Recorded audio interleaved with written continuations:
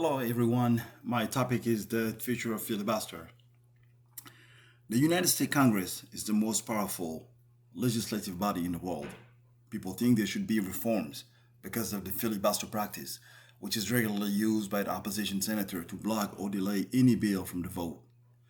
And its power makes it impossible for any presidency to make any lasting claim, as the procedure of the Senate, such as filibustering, ensure priority control over the action of the executive. The abuse that characterizes the use of this rule to protect the right of the minority in the Senate is becoming more and more widespread and recurrent to such an extent that President of the United States has declared that democracy is reaching to a point where it is difficult to function. As announced, as he has announced his intention to reform this practice that has become harmful in recent time with regard to the functioning of the American democracy. We have also noticed that many Americans also criticize this practice, which goes against the rule of its primary and noble meaning of protecting the right of the minority. Unfortunately, as you all know, the practice of this rule, instead of protecting the right of the minority, increasingly threaten democracy by paralyzing the functioning, and it's happening in its backbone. That's the U.S. Senate. How does this entire process works?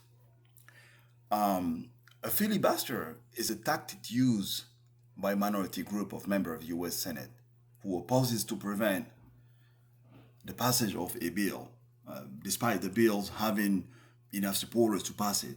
The tactics involve taking advantage of the rule that 60 votes are needed to stop a debate on a bill. So, my friend, it is only fair to say that we have the strongest democracy system in the world. However, it must be said that the abuse of this rule over time by senators, and I might say, senators from both wings of the Congress, and the need to reform this rule,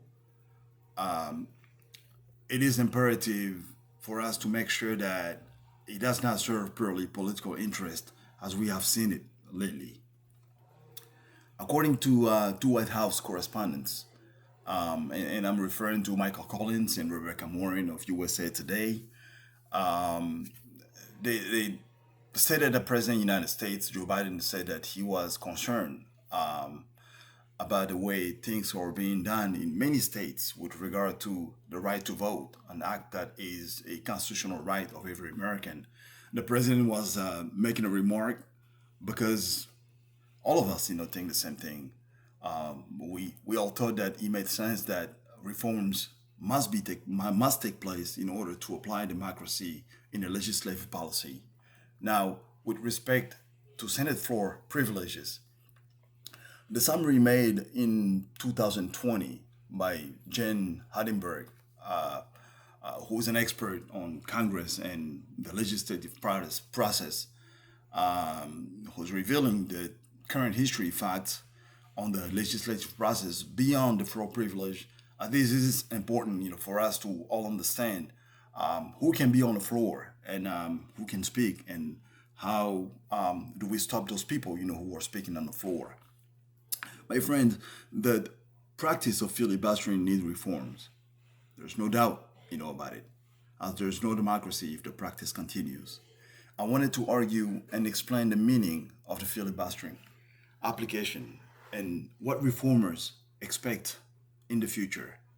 To date, many bills come on the floor but can't get a vote or simply being blocked due to the practice. The major issue that we are facing today, as we all speak about it, is the reforms, on gun laws. It is impossible to reach an agreement because it needs to be reformed.